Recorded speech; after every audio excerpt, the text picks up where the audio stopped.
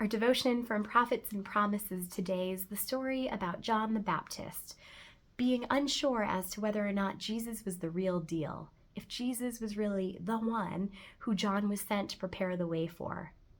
It seems kind of shocking that that was John's whole mission in life, and he wasn't really sure if Jesus was it or not.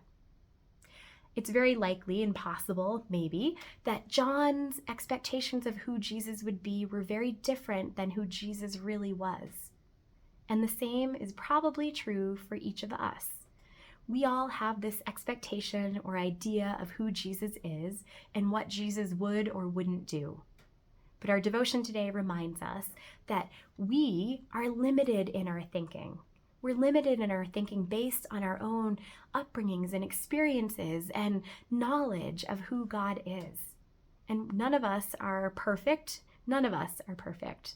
None of us will ever have all of the answers. And honestly, we're all growing and changing and learning in our faith too. As we grow in faith, we tend to question more and maybe sometimes have different opinions now than we did before.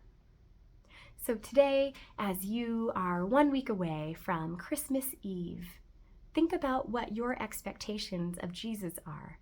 Think about how you imagine Jesus showing up or not showing up in certain situations.